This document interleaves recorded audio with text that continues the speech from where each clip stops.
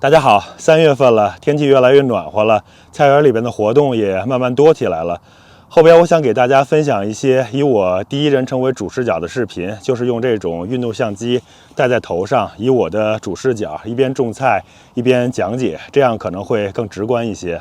这个是我前一阵子在蛋壳里边培育的西红柿的小苗，现在苗龄差不多已经有4周了，再不移栽，在蛋壳里边已经长不好了。今天我就用种植袋把这些西红柿移栽下去，大家来跟我一起看一下吧。这些就是我提前准备好的6个种植袋，大小都是超过10加仑的。我之所以选择把西红柿小苗种在这些种植袋里，主要一个原因就是现在是早春，天气多变，很容易就降到零下几度了。使用种植袋的话，我很容易就可以把这些小苗保护起来了。来这边再看看我提前准备好的土，今年是为了节约成本，我只是用了堆肥土，然后表土，还加了一些泥炭台，就没有再用珍珠岩或者蛭石那些成本比较高的东西了。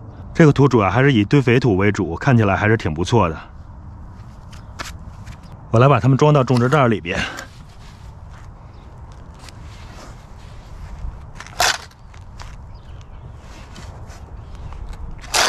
这个时候并不需要装太多土，装上差不多一半就够了。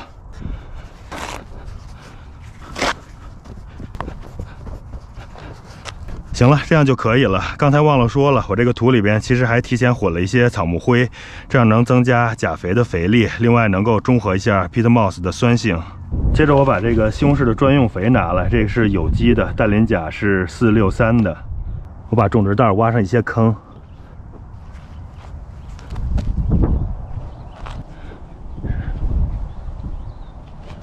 然后每个种植袋里抓上这么一小把的西红柿专用肥。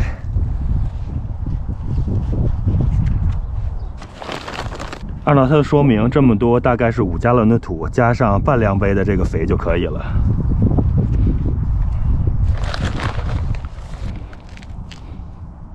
我们种菜种熟悉了，就用手抓就可以了。然后接下来把这个肥和土稍微混合一下。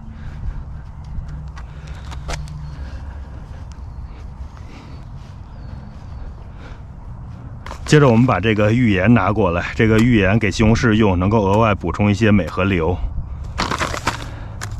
我抓上一大把，分给这6个种植袋就可以了。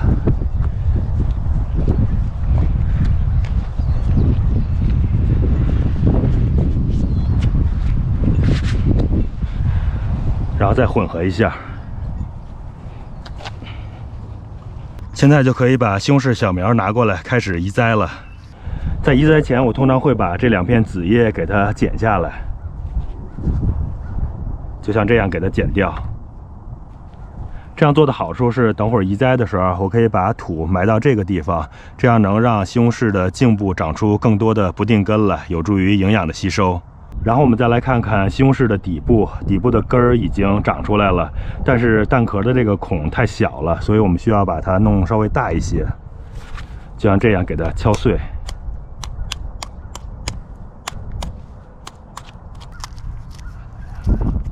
看看这个根系还是长得挺发达的，我们就这样给它直接种下去就可以了。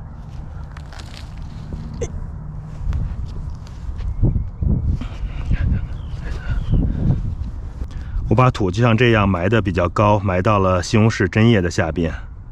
接着是第2颗，我们同样把子叶给剪掉，然后把蛋壳下边给敲碎。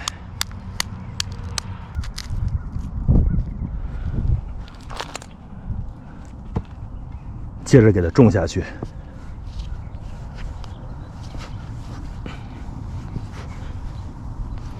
用蛋壳育苗的一个好处就是不用分苗，不用把小苗从蛋壳里边拿出来。看看这些小苗，叶子已经有点发黄了，如果再不移栽的话，后边就长不好了。所以如果是育苗容器不是很大的话，3、4周的苗龄应该就及早的换盆移栽了。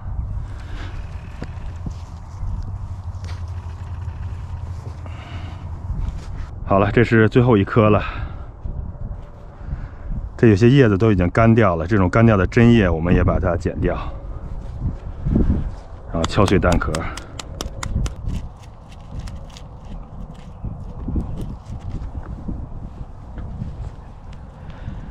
然后再种下去就完工了。来看一下，这6棵这样就种好了。我拿上花洒，给它们浇上一点水。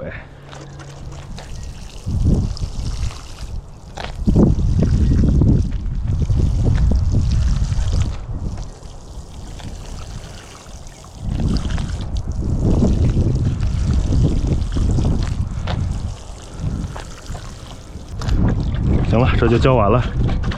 今天天气很不错，很暖和，阳光也特别的好。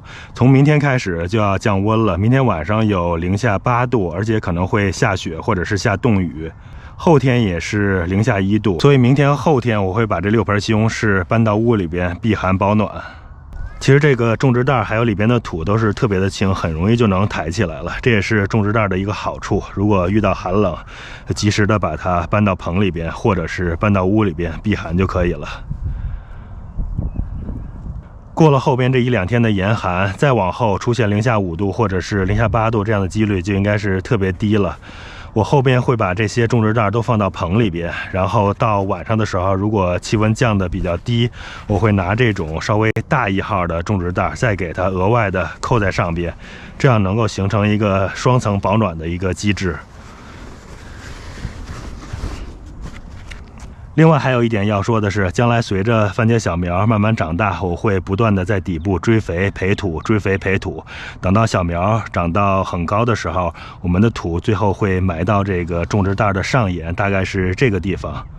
这样的话，将来番茄茎部埋在土里的地方都会长出很多的不定根来，这些不定根能够吸收很多的营养，让番茄小苗长得特别的粗壮高大，结很多的果实。